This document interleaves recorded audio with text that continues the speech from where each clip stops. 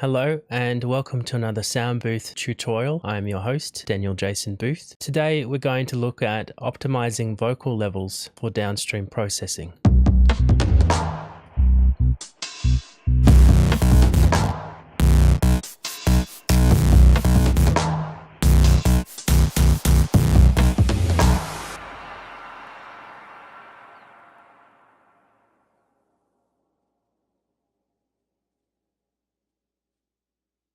Alrighty, so what we have here is a vocal track. Let's have a listen to it.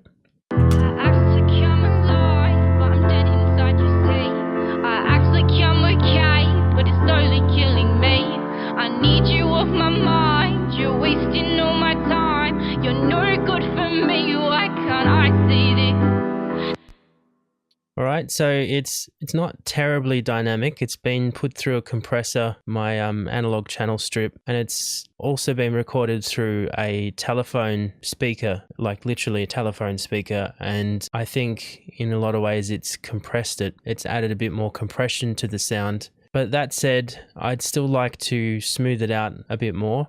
So the way we're going to do it today is we're going to use clip gain inside of Pro Tools. I've got it currently set on this track at -2, and there's a reason for that. So I'll just skip ahead to this more dynamic section. Basically, my reason for wanting to smooth this out is to do with downstream processing.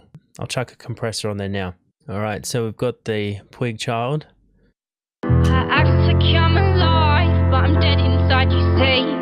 I act like I'm okay, but it's slowly killing me.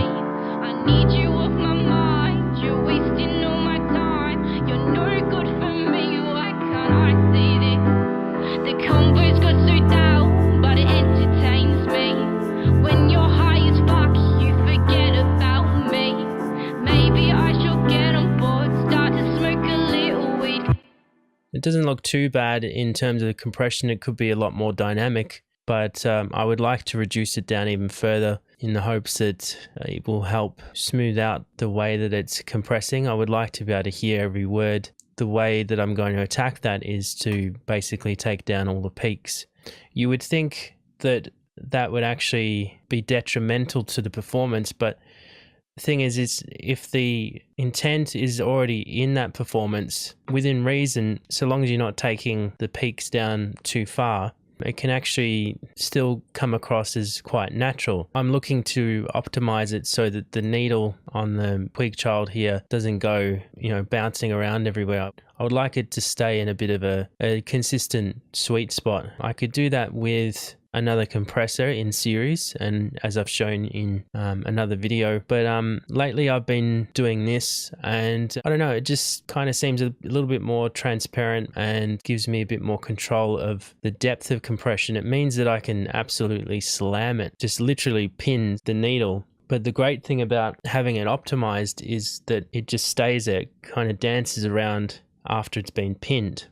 So I'm going to go in and start optimizing this vocal just to show you how I've been doing it. I've got clip gain set at -2. I don't know if you know this, but clip gain also comes up with a clip gain lane of the channel clip gain, because it's actually the same thing. You'll see the value moves as I move the overall line, but to set it in the middle is actually at -2. The reason I do that for this technique is because I'm using that as a reference.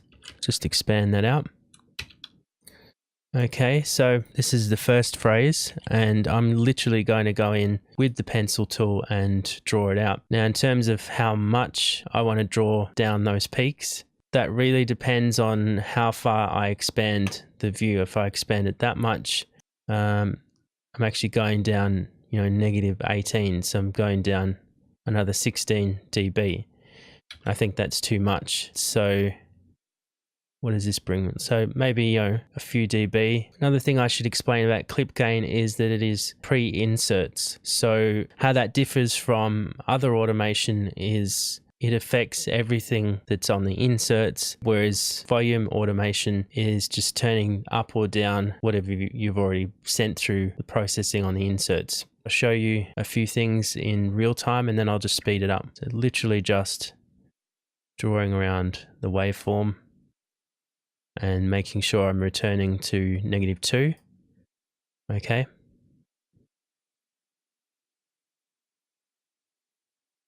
You make a mistake, you just backtrack. Okay.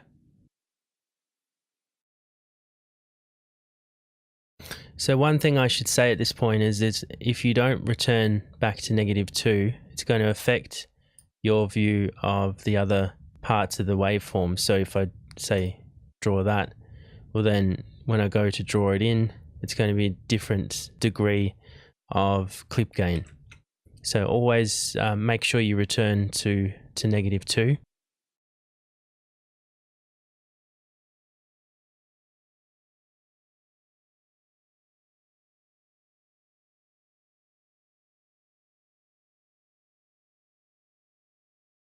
Bloody trackball.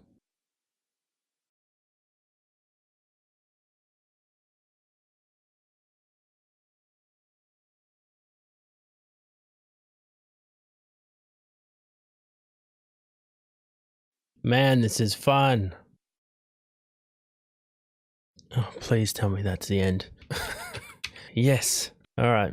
So I'm going to switch back over to the Smart Tool and I'm going to raise it 2 dB up from where it was overall. Trim that whole lot back up 2 dB. All right, see how it goes. I act like I'm alive, but I'm dead inside, you see. I act like I'm okay, but it's slowly killing me.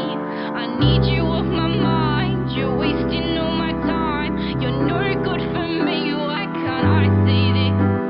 The combo's got so down, but it entertains me. When you're high as fuck, you forget about me. Maybe I should get on board, start to smoke a little weed. Seems to be the cure to a broken hearted day. So you can see I probably need to bump up the volume a bit. I'm actually going to drive it a bit further into that compressor, but you can see it's not moving around too much. It will probably move initially on that first transient and then it will just stay there.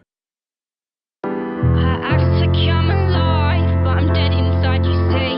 I act like I'm okay, but it's slowly killing me. I need you off my mind, you're wasting all my time. You're no good for me, why can't I see this? The combo's got so down, but it entertains me. When you're high as fuck, you forget about me. Maybe I should get on board, start to smoke a little weed. Seems to be the cure to a broken hearted day. I've been mixing drinks and morals, holding round to solve the problem of being lost.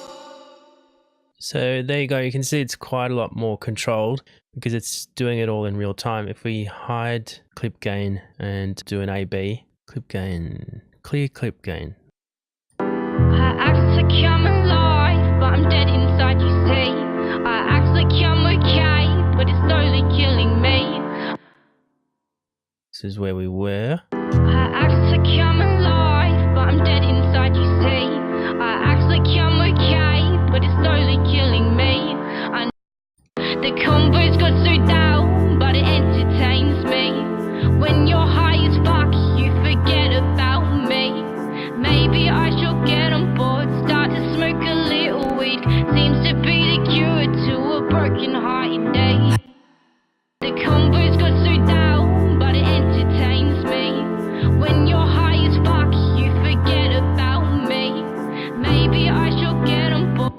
So you can hear there's not a lot of stuff really jumping out, but it still sounds like the original vocal. It's just a little bit smoother, and obviously the dynamic range has changed, but you know, as you build up a track, that's what you want. So yeah, that's a technique I use. I don't always use it. It may not necessarily be appropriate for every single track that you're working on, but in terms of producing transparent compression, it sets it up really nicely so that you can, as you can see, I'm driving into this compressor quite hard and it doesn't sound like it's really super duper compressed. I'm just going to back it off now, just for example. The combo's got so down, but it entertains me. When you're high as fuck, you forget about me.